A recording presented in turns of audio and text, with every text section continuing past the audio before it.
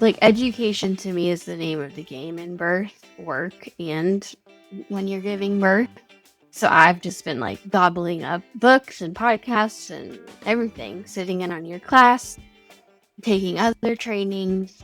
So it's like I have so much stuff that I've absorbed, but I'm sure some of it's just going in one ear out the other. But when I walk into a birth, I will remember what I need to remember. Welcome to the Birth Education Center podcast, hosted by myself, Care Messer, an entrepreneur, birth educator, and doula. My team and I want to help you discover your options in birth and postpartum, how to find your voice, and how to use that voice to navigate our maternal healthcare system. You and your baby are not just a number. This information includes doulas too. Now let's get started. Welcome back. Today we are back with Shannon this time in our little doula education series that we're doing. And welcome, Shannon. I'm glad you're here. Hello. So happy to be here. We have a different perspective today, and I really am going to enjoy this conversation with Shannon. I hope you do too. If you haven't listened to the other episode, every doula that has come through the series in this particular one has a different perspective and a different take on what we're going to do in these podcast episodes. This show, Shannon has kind of an observatory view of what she witnessed, but also what she took out of it, because Shannon's a newer doula, but it's ingrained in her system and she didn't really realize that. It became a calling very quickly when she kind of accidentally got introduced into birth work. So I want to start off with class one, Shannon, but you take the conversation wherever you need to, because I think it's fascinating and I've enjoyed our earlier conversations with birth and all the things. So starting off with class one, that is our demystify, throw out your bad information, look at things could be different than you thought, and kind of sort out your perspective. So what did you come up with for class one? Yeah, class one I took as reframing your mindset.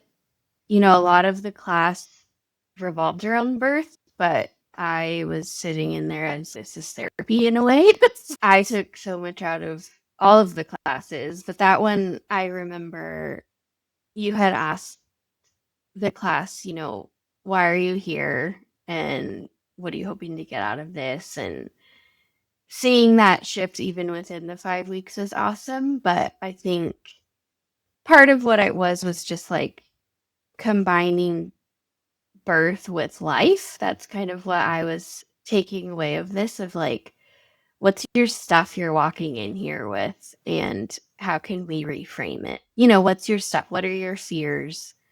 What's blocking you when it comes to birth? And in my mind, that's just life.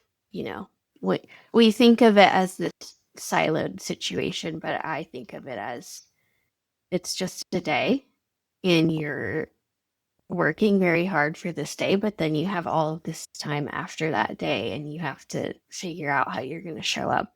And yeah, just reframing your fears is what I took out of that class and kind of getting insight into where they're coming from and seeing what they're walking in with in a way. But we didn't get into too many specifics, which I thought was really nice of just like, you don't have to list out your fears to know they're there. It's just, here I am. Well, and how many people go into birth thinking it's something that's going to be done to me? So they're just kind of trying to learn the outsides of it. Okay, I know the baby comes out that hole or another hole that we make, and they're not figuring it out as a life process because you are shifting into parenthood pretty rapidly, even though thank goodness it takes us 10 months to get a baby out. Because if we were reproducing as fast as mice in like 19 days, we would suck at parenthood, like bad. So it's good that we have that time, but a lot of us get so caught up in the morning sickness at first, our body changing, which can be all consuming, our hormone fluctuations. It's all happening to us instead of how are we evolving in this process as we. And, we're getting our nursery ready and we're all of that kind of stuff, but we're not focusing on the spiritual and emotional aspect of this new human being who's coming in and the lifelong repercussions of the events, both before and after and during, and the postpartum time. So yeah, I like that you appreciated that because I wish we had more information and guidance on that before we got pregnant. Yeah, it's a lot of this is what you should be doing. And I think social media, we're all on it. Women in this class were on it. You're seeing all these goddesses on Instagram and the Pinterest nurseries, and you feel like that's the priority. And if that is a priority for you, that's great. But that's not what it's about, really. Your baby doesn't even see past your face for so long. Like they don't need this. Yeah, I don't know. I let people do what they want to do, but I'm like, you need diapers, a food source, and love. That's like what you Yep. need for a lot of months after your baby is here. Literally. So, Maybe some shelter. Maybe yeah. shelter. But basics. Yeah. And I think I remember a few of the women saying at the end of the class how they had walked in with, oh, I already know what I'm going to do. Like these set mindsets, and looking back on like things that they had said in class one, I'm like, oh, I could see how that showed up in a way of like, I'm almost not checking a box of like, okay, I did the birth class, the parenting class, but I don't think they even really knew what your class entailed, and I didn't know. Like you look up the definition of hypnobirthing, it's really cool because you're giving these situations of, okay, this is my what come up in a hospital setting. All these families are giving birth in hospitals. So you kind of honed in on that and giving them the facts, but then also being like, here's a meditation we're doing, and here's a video we watched. And I think a lot of the videos helped them. I noticed that through, especially in the beginning, a few of them were like, I feel weird watching these videos, and it's such a vulnerable experience. But then I think the takeaway is like, you're getting to see what's possible and shifting your mindset around what you think a birth looks like. Because I think a few of them, it's scary. It's scary no matter who you are, I think, if you've never done it. Absolutely. Yep. And when you look up the definition of hypnobirthing, that is not my class. Yeah. It has evolved from hypnobirthing because that's what I used. That's what I was trained in. It's an amazing method. But at least in our hospitals, birth centers, and homes in our area, we needed way more. And so I did have to follow my intuition and grew with the information and knowledge that was coming from not only the people that took my class, but my doula clients and the masterful teachers around the world. Like we are meant to evolve, and with truths that are showing up in our lives, we're meant to share them. So yeah, it's different. It's always evolving, and every class is different. I know what I'm going to say on my outline until the end of class when I didn't say half of it and all this other stuff came through. I still feel the 3 hours. So something's coming out. Yeah, I think that's But beautiful. It's like birth. Like, you don't know what's going to show up. You can have your baseline, but you don't know. yeah, so sexy. It's why I still do what I do. So, okay, we're moving on to class 2. Okay, class 2. So as we move into class 2, that's sexy class, which is what I like to call it. Connection, touch, breathing, all of that. And I'm sure that you pulled some of that stuff out for your own doula services, but what were your observations about class 2?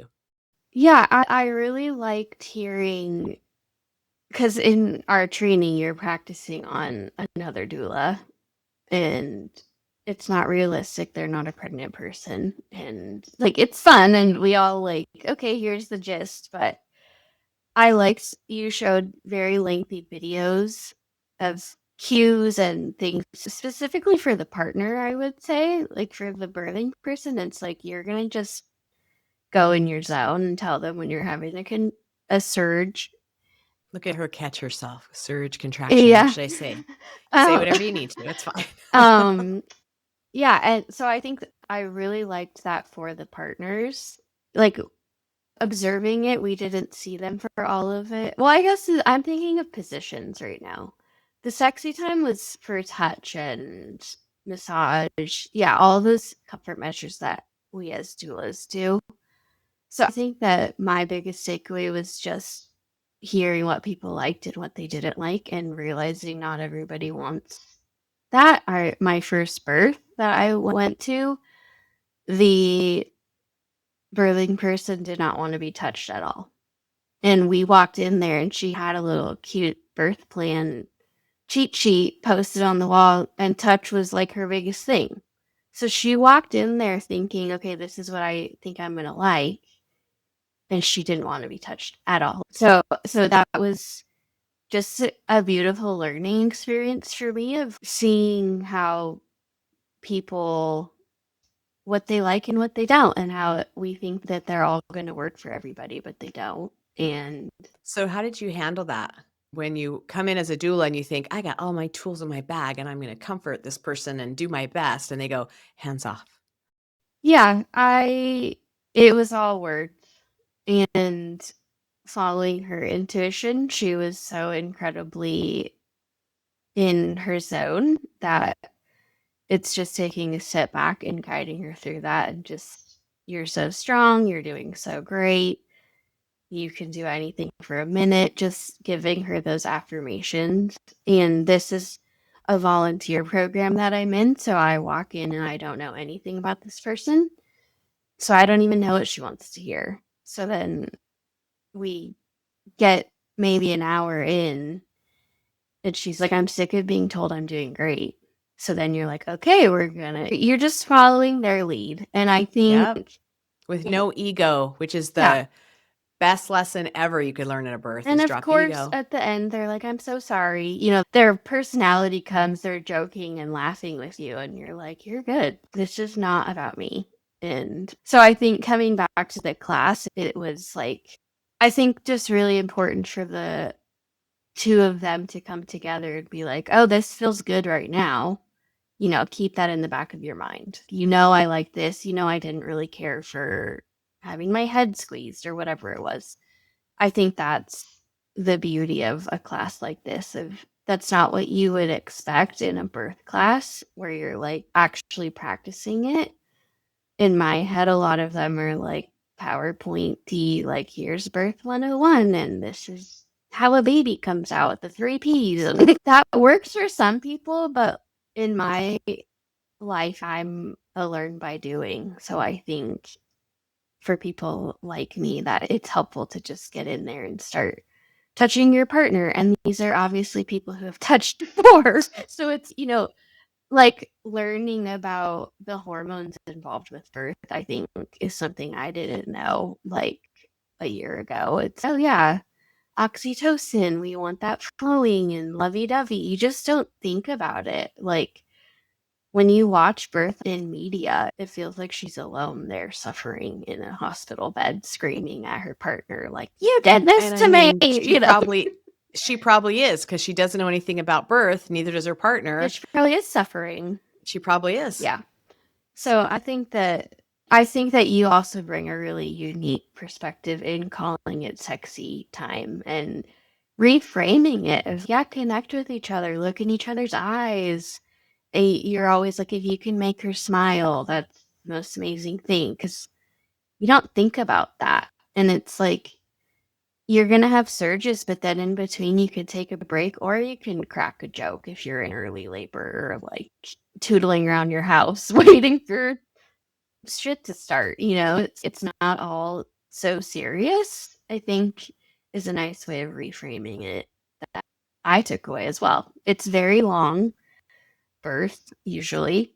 And I think one thing you've told me that has stuck with me of like birth is very boring. And that's why TV shows it as this traumatic thing, because if they showed it how it really is, it would be 10 hours of nothing. Like, Yep. you're Fiddling really, around, yeah. eating snacks, sleeping, peeing, more Hmm. peeing. Yeah. Yeah. That's why it's not a spectator sport. It's so boring. It's more boring than golf, you guys. Yeah, And it I really can't is. even with golf. It's so boring. And that's the beauty of it. Why am I there early? Like, y'all do your thing, play with your dog, make a birthday cake, go take a walk on the beach. Like, you're going to have one contraction an hour. Why should I be there observing you, doubling your labor time? Because if a mammal feels observed, you're doubling their labor time. So why would we do that? Keep it connected and sexy and loving and funny. And my best births have been the ones where they were joking the whole time. And even when it was hard, she's grinning and bearing it like, "If you say that one more time, man." But that's what keeps the endorphins flowing, right? And we want the up hormones rather than the scared ones. Yeah. We want it to be light and airy and intense, but that's how we get through those times, right? Yeah, I Yeah. think that you do a really good job of explaining that in just a simple term of like, you know how to show up for each other. This is just another situation where you're doing that. You don't need to be so fearful of it. Yeah, and I think that's why I like the dry run for partners, because if they've done it once, they're like, "Oh." I'm like, "Yeah," and then watch the partners in the in the videos, in the movies. Like, "What are they doing?" "Oh, I can do that." I'm like, "Exactly, you can do that. It's not rocket science, it's not scary. You can do it." And if she gets in a funky position, follow the funky position. Like, you know how to comfort this person. You know better than the doula does, because you know her filters and what she would really hate or what she would like. I don't know. I'm going to make some mistakes. I'm going to say, "You're doing great." And she's going to say, "Will you stop it? Don't tell me I'm doing great." Right. So, yeah, I think they just need a dry run and then they're good. And they need to see other partners in action. Yeah. I remember one of the videos was a home birth, but the grandma was a labor and delivery nurse and the baby was born and she just starts wiping the baby.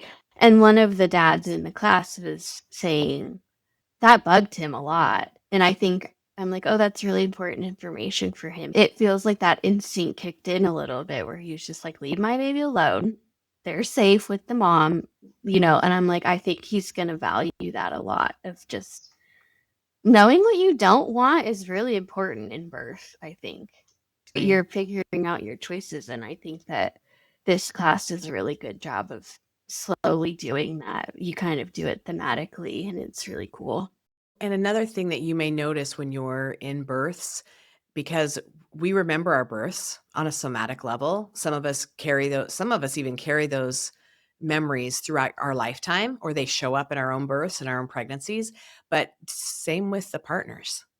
So I've seen partners start acting funny or hiding behind a curtain, and I'm like, which is why I encourage them to find out about their births, sort that out, because it's going to be just as real for you in that birth room as it is for them. And I've had dads where, I'll just tell you briefly, one of the very first classes I taught at the new center back in like 2010, 2013, a dad came in. We had just sat down before class started. And he goes, "Do babies remember their birth?" I'm like, "We hadn't even said names yet." And I'm like, "Actually, they do." And he's like, "Well, I was breech and they pulled me out and I wasn't ready to turn yet." And I went, "Oh, okay." And I happen to know that his partner was also had a breech baby and he was a little triggered by it. And she immediately said, "Well, our baby's breech too, but I think he's going to turn." And I said, "I think he's going to turn too." And he was like, "How do you know? We're not going to let anyone pull it out, but who's going to deliver the baby?" And I said, "Do you think your baby being in this position right now is bringing up your stuff?" And he looked at me and I said, "Let's deal with your stuff and watch your baby turn." And sure as shit, by class 3, that baby was in a head down position.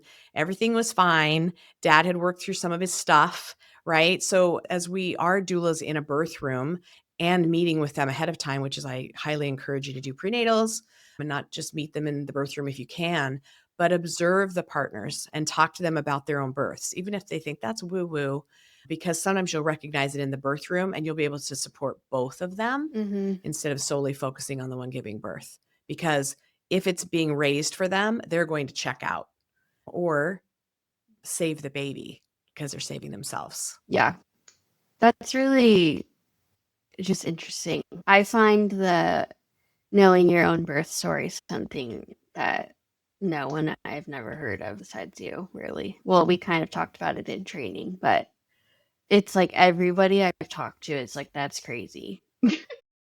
And birth psychology would argue that it's not. Like, why wouldn't we remember them? And what I'm finding really cool getting into birth work is asking all of the moms, specifically older, like my mother-in-law. I just asked her last week. I was like, "Oh, do you remember your birth?" They remember everything. Like it is wired in you. Like, it's Yep. obviously yeah, her story was, like, with my husband, he's born in '89, and she's like, "I didn't want an epidural because I heard they're terrible." And I'm like, "Oh, cool," and then No education on how to be comforted, probably. probably not. Yeah, we didn't go, like, too in-depth, but the main thing she remembered was the doctor was telling her she was being too loud. And she, I think, was just like, she didn't take it on, which I was like, okay, that's really great. But I'm like, God, yeah, it's just wild. And she was kind of saying, yeah, I always was like, oh, maybe that's why Chris, my husband, doesn't really like loud noises because I was really loud giving birth. I'm like, yeah, it's funny, but who knows? Yeah, I don't know. Yeah, the thought of not understanding that we as human beings that record everything, we have sensors all over our bodies, in our brains, in our guts, our ears, our mouths, we sense everything. We know what's going on. We see that babies react to smoking in pregnancy by ultrasound. They react to loud sounds. They react to screaming. So we know they're having an experience in there. And we record from the time that spark of life shows up. Our senses are recording. Whether or not the spirit is there yet, I don't know. That's for somebody in heaven to tell us. But we are recording everything, and it's somatically in our cells. Mm-hmm. So our mother's experience is directly in our experience because we aren't autonomous yet. So, yes, it's not talked about. So it does seem weird. It seemed weird to me at first, too, until my own birth was shown to me as here are the patterns in your life. Where did that come from? And I was like, holy cow. And if we understood that earlier, I think it wouldn't be weird. And we would make different life choices. And we'd also probably work out some of our shit ahead of time. Yeah, I wonder if all of our sounds in the birth room are gonna make that better. Like I know there's people with the old video camera in there, and that's so like I don't ever want to watch that. But as a doula at both of the births I've been to so far, I'm the one taking pictures, and I'm like, oh, that's so cool. This baby can see their own birth, and I don't know, maybe that'll change some of this, light some of that up. Yeah, it's always evolving. That's Hmm. what I love about it. Love and hate about it, because sometimes it's not evolving. It just stays the same. And it's, can we have more education now? Let's move on. We've got even science behind stuff like this. But okay, Yeah, anything else for class 2, or we move into class 3? that's we can move on to class 3. Okay. Class 3, pushing, advocacy, all those kinds of things. Yeah, I was talking about that a little bit earlier, where this was the one where they went off and practiced the push. So we watched the pushing positions and they got to practice them. And I think that is so incredibly important for them to practice and so rare. Because we think we have to push on our back. And I remember one of the people in the class. I just got the vibe that she was like, okay, well, when I'm ready to push, I'm going to have to get into that position. And so I'm so happy for her that she knows you can push in whatever position you want. Even if you have an epidural, there's ways you can make it work to what you want, hopefully. And again, letting them figure out what feels good right now and what they like and what they don't like. And I think that one to me was similar to the comfort measures and just practicing and learning what feels good. And when you go into volunteer position and you're meeting them for the first time in labor, have you noticed that some maybe have education, so they kind of have an idea of what they want? Or have the ones you've been to so far been, we're just moving in it as we move in it? We're just seeing what shows up. So the first one, we were told she was 5 centimeters, 80%, -3 stations. So you're like, okay, it's going to be a little bit. And so for those of you who don't know what that means, she's halfway dilated, but her cervix hasn't completely thinned out to saran wrap, and the baby's pretty high. -3 means baby's not low yet. So her body's going fast, but baby's kind of like meh, little high to get things completely going. Yeah. So she had to come in because her water broke and it was colored. And so she was disappointed. She had wanted to go to UCSD's birth center, but it was like kind of best of both worlds for her. And so we walked in, and so they had given us that update, but it had been about 2 hours since she had been checked. So she only liked the birth ball. That was the only position she was comfortable in. So it was really a unique experience as a doula, because it's like, let's try new positions every half hour to the hour. Here's all this touch I want to give you. She didn't get any of that. So I walked in and I was like, when's the last time you peed? And it had been a while. So she made it to the toilet and came back to the ball, bounced around for a little bit, and then she progressed so quickly so that it was like within 2 hours of me being there. Fantastic. Yeah, it was like she had a contraction and asked the nurse, "Can you check me? I feel like baby is right there." And she kind of checked her, but I think it was more to just give her a peace of mind. She's on the birth ball and she stood up and she's kind of was like, "No, nothing yet." And she had another surge and she's like, "Check again." You could just feel her She's like, "There's a intuition. watermelon between Her my legs." Yeah. And I looked back there and baby's head was fully out. She had stood up and so the nurse was like, "Can I get the birth team in here?" And the midwife came in and couldn't even put her gloves on. She just caught the baby. So that was a very unique birth as a doula, where she didn't have to push for 2 hours and, try all of these positions. But it was beautiful because she just followed her intuition and knew it, stood up and was like, I know my baby is there. The second one, we got there and she was 9.5 centimeters. She was at the tail end and she pushed for 2 hours in the bathroom, on the floor, inside, like all of these different positions. So that was, I don't even remember your question, but like I feel like it was just so cool to see the two different birth is just so cool. And so like it's all the same, but it's also different. Oh, I think you had asked me if these people had been educated.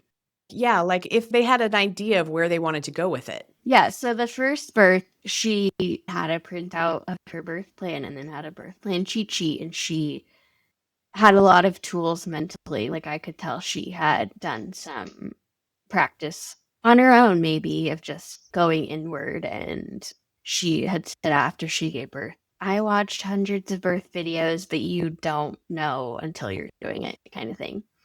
The second birth, I got the sense that they were just very easygoing. And she was really internal. Her partner was really comforting to her, just like, you're doing so well. He was there with her the whole time, touching her, and she loved touch. And she had said I did a lot of yoga, but I think she said they did one hospital class. But in touch with her But body if she's doing a lot of yoga, right? yeah, I got the sense that she really just knew how to go in and like figure out, and she was really good at, like, I don't like that, I like this, can you get me this, can you do this, just advocating for herself and not being afraid of just showing up how she wants to show up. And I think as a doula it helps them just let it out. You can do whatever you want to do. You have permission to do what you want to do. Yeah, doulas are permission givers a lot of times. Like if your mother-in-law had a doula that said, "Who cares what that doctor thinks?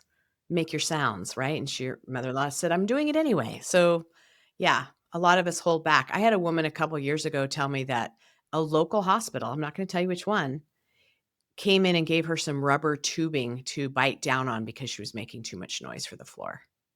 Yeah, I had walked out of the room and someone was sitting at the little desk out front and was like, "How are your ears?" And I'm just like, "Why are you saying that?" And to me, it wasn't even that loud. I don't know. I'm just like, it is what it is.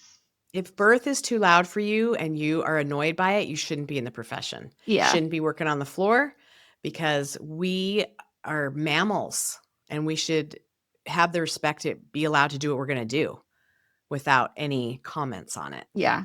Yeah, Yeah, I didn't even get the absolutely. sense that she was, like, annoyed by it. It just was kind of this, like, thing to joke about or something. I was just kinda like, "Why do you care?" Right. Yeah. Like, I'm fine. Okay, anything else with class 3? Um, no, I think that's it. Okay. All right, moving on to class 4. This is fear release. This is tons of videos to shake things up. And I think we're in the sacral power center in class 4. Yeah. So, what did you take from class 4? Class 4 to me is worth $1,000,000. It might have been because I had a really intense therapy session earlier that day, but it aligned so much with my personal life that I was like, "Oh my god, like, I needed to be in this class." I feel like you could put that class out for anyone, and people would get a lot out of it.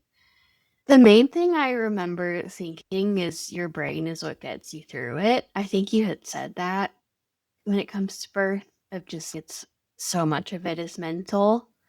But I think that you also asked the families to kind of come up with, like, why do you have control issues? Or, like, I remember that pinged in my mind of, like, reframing language, I think, is a really big theme of your course.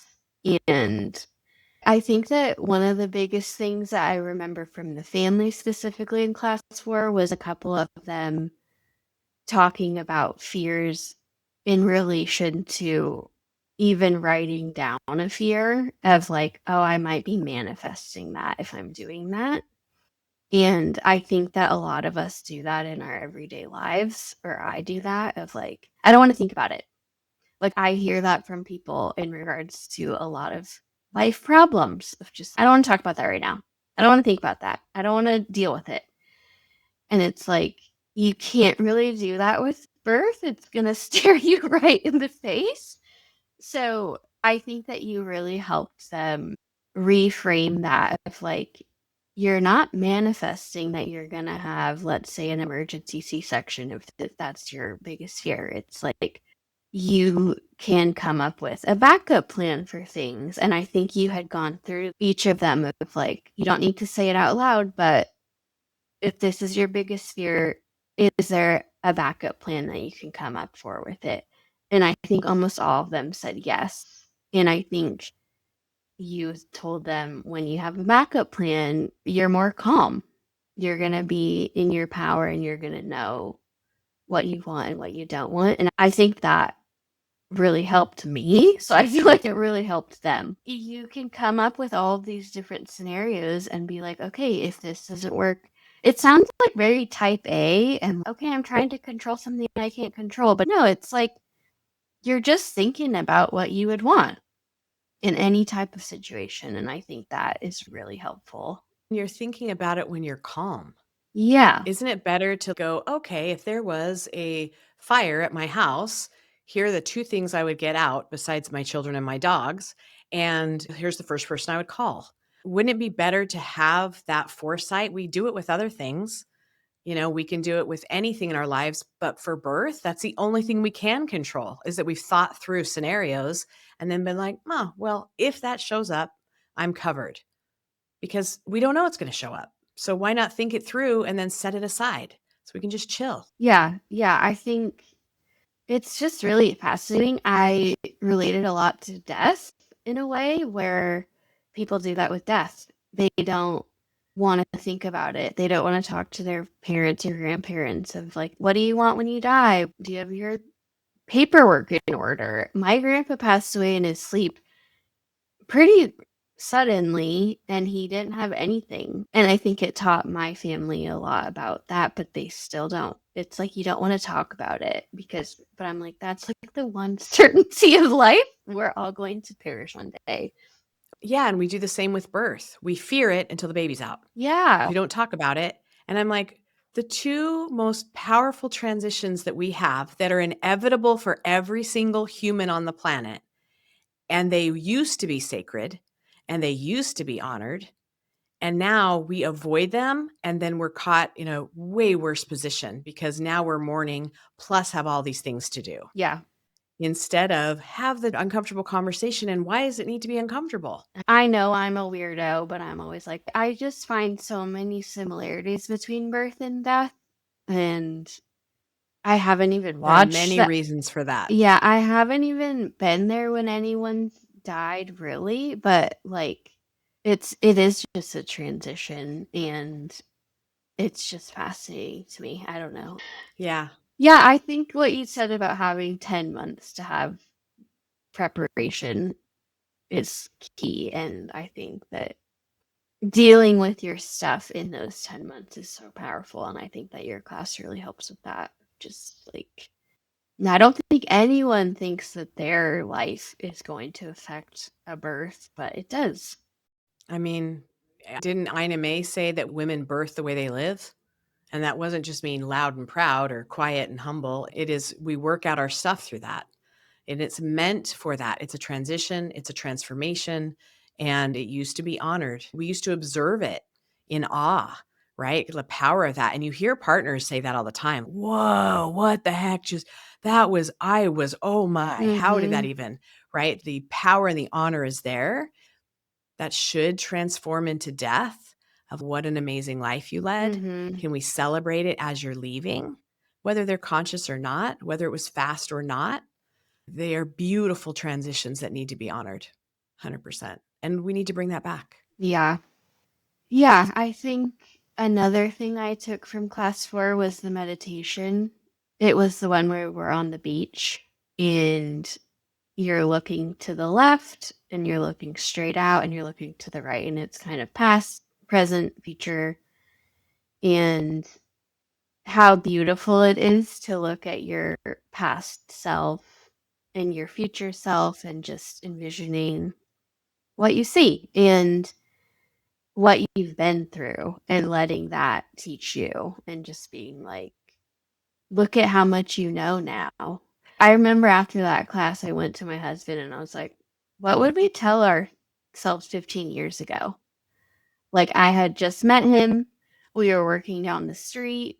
Like, and now we have this house and a dog and our, like, a beautiful life. And I'm like, you don't even know what you don't know. And it's so cool to think about it. I don't know. That meditation I just really loved, and I think it's really powerful and grounding and just gives you gratitude for where you are right now. And because I think with birth specifically, I'm not a pregnant person, but I feel like you would just be constantly thinking about the future of just, oh, I have to, or you're present because your phone tells you what size your baby is, but it's like you're not connected to it in the same way. I don't know. I think it's really that was, like, really beautiful.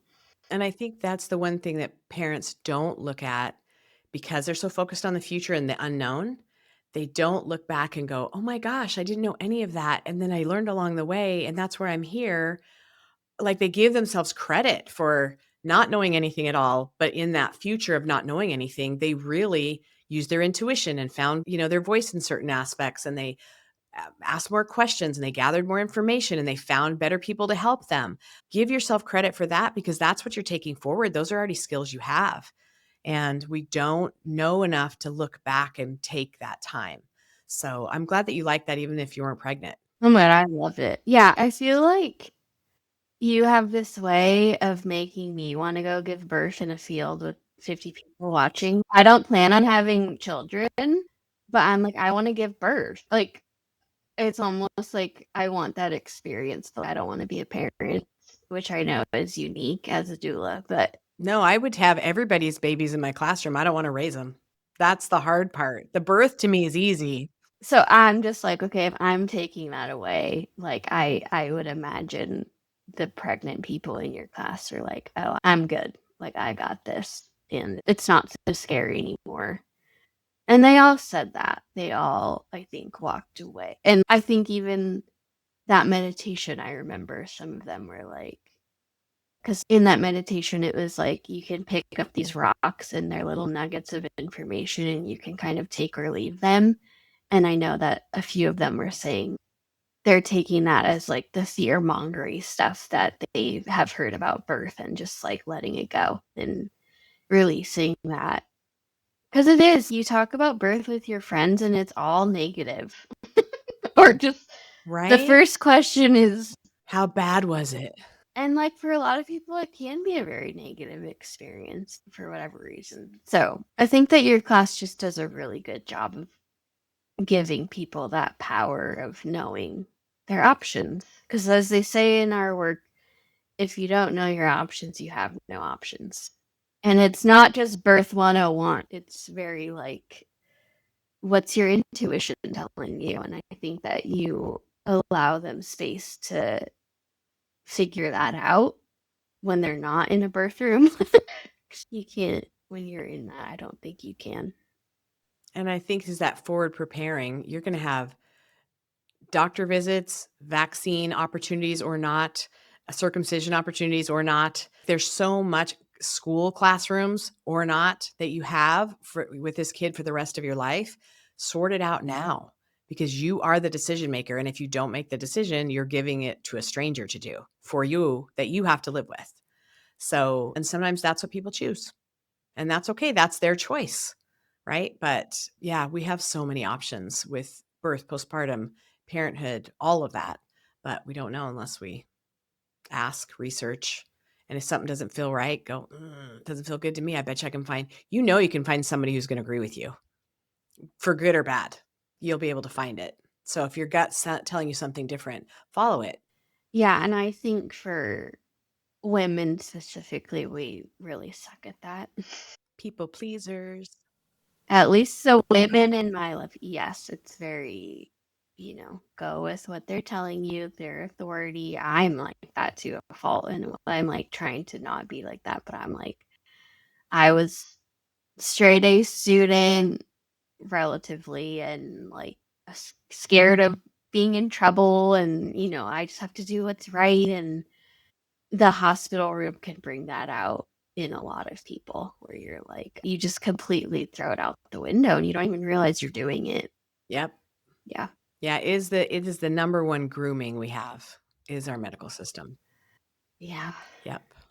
All right, moving to last class, class 5. We answer all the questions from the previous everything, and then we do a full birth rehearsal. So, what did you take from that one? I think what I took from that one was a lot of just the closing vibes of just like seeing how much they had gained confidence in birth. And you asked them, I don't really even remember how you worded it, but it was like, what are you taking away from this class? Or like, how did you show up and how are you different? Yeah. How did you show up? What did you show up with? And then what are you leaving with? Some of their answers were just really beautiful, and it feels like you're like little kindergartners going off, and I'm just like so excited to hear because like I think a lot of them had experiences that would lead them to be intimidated by birth and just have a lot of fears. And I think having watched them reframe a lot of it and feeling really confident was so cool. And I think it's just really interesting to see how quickly we only met once a week for 5 weeks. And it's like, oh my gosh, it's such a short amount of time, but it's also like, I think they got so much out of it. And I think with this stuff, it's like you only get what you put in. Like you're just the person behind a screen telling them, it's up to them. And I think that almost all of them, the feeling I got was they all put a lot of work into this and really took it seriously. And I'm like, they're going to just be great parents. And Yeah, they are going to be great parents. yeah, Are great parents. I know. I'm like, I think if you're taking a class like this, you're already like a level above the average birthing person where I'm just like, you wanted something different for yourself, and now it's like you're ready. And I kind of took that away for myself as well. I was like, okay, I'm this brand new doula. I don't know anything. I know a little bit, but it's like, I'm like, oh, I'm ready. Like, I'm good to go. Like, I kind of felt the same way. It felt like a graduation where you're just like, yay, here we go. And It's just weird. I probably will never see these people again. And it's very similar to the birth work that I'm in, the volunteer, where I'm just like, bye. Like you're there for this very vulnerable moment in someone's life and then you're gone. And I think there's a lot of beauty in that, actually. Just, I'm showing up the way you need me to show up, and then I'm done, and my job is done. And I think you might feel the same way of just like, here's the information, take what you want from it. I think that you give them so much information, they're probably not even absorbing all of it, but they're going to take what they need to take, and it will like ping when they're in that situation of just like, oh, yeah. And I think practicing all of the pushing and comfort measures and actual birth is really, really cool. I think if you put intentional effort behind birth education, like, what am I here to sort out? What is coming up in my body when I watch that birth video on YouTube? Even if you're not in an actual class, the intention behind the education that you're looking for and what you're reading in books and being able to sit with things when they come up that are uncomfortable and you go, why am I freaked out about this? Sort back through your past, sort back through your mom's past. Did it happen to one of us? It could be 6 generations back. That's the thing. We don't really know epigenetically, unless we have grandparents that took really good journals all the way back, what happened to them. And we carry that felt experience in our body, in our genes. And I think birth class and talking about it with friends in an intentional way can unlock a lot of that stuff that we may be here to reset. And we don't know it on an emotional or a physical level. No one gave us a checklist like, here are things you need to heal in your family's trauma. But paying attention to what comes up. And I see that in class a lot, right? They all of a sudden they go, and a dad goes, how will I remember all of this? And I'm like, it'll be a felt sense. You'll remember it. It'll show up. And it does, because the intention behind it is, how can I be here for my baby? Yes, my partner, but this is my baby's birth. How do I shape that so that it's something that they takes away some good memories from? It's so cool. Yeah, I think that all of the classes kind of merged into one in my brain. Like I went through a lot of my notes, and the biggest takeaway I would think is just reframing your fears, which I think is very hypnobirthing focused. And that's why I'm like, I feel like you could sell this class to a lot of people who aren't even in birth, and just, we all have fears and they all show up in different ways and we avoid it and don't even realize that we're doing that. So I think it's really cool. I like facing my shit. I know a lot of people don't. When I'm in therapy, I'm Right? like, tell me, like, what's wrong with me? What's my shadow self telling you today?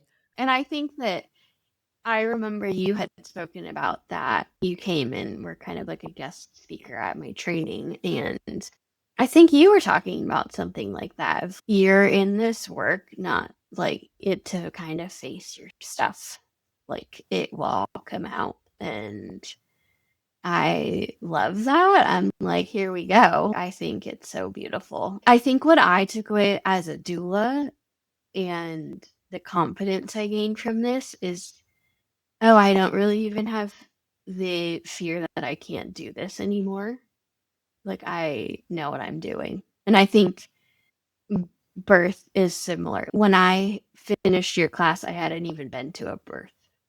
So it was similar in a way where we're both walking out of this of like, okay, we haven't done it yet, but we're like prepared. We're going to figure it out. Yeah, and it's the same thing if I have so much information in my brain because like education to me is the name of the game in birth, work, and when you're giving birth. So I've just been like gobbling up books and podcasts and everything, sitting in on your class, taking other trainings. So it's like I have so much stuff that I've absorbed, but I'm like, I'm sure some of it's just going in one ear out the other. But when I walk into a birth, I will remember what I need to remember. And so I think it's similar to these parents.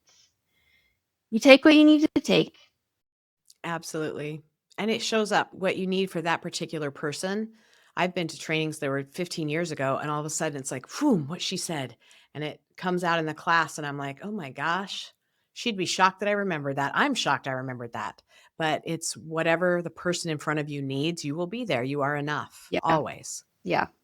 Absolutely. And parents are enough to meet their birth. Mhm. They're enough to meet the edge of themselves and go, oh, that's how far I can go. Yeah. That's the beauty of it. It shows you new sides to who you are. It's supposed to be there for expansion, both physically, emotionally, spiritually, all the things. Yeah. So, well, thank you, Shannon. I appreciate your observations and for being in the class and letting newer doulas, well, any doulas, kind of see what extra birth education can offer both for you and for the families. So we've got some amazing teachers in this city. So take all of them. Like, you will learn a million different things. Same concepts taught in phenomenal ways. Yeah. So I just want to keep doing that. It's so fun. yeah, it's pretty great. All right. We will see everybody next week. Thank you. Thanks for joining us today. And remember, it's your body, your choice, and finding your voice is your power. Be sure to subscribe to our YouTube channel, follow us in all the places, and go to birtheducationcenter.com for our blog and more online education classes. And we'll see you next week.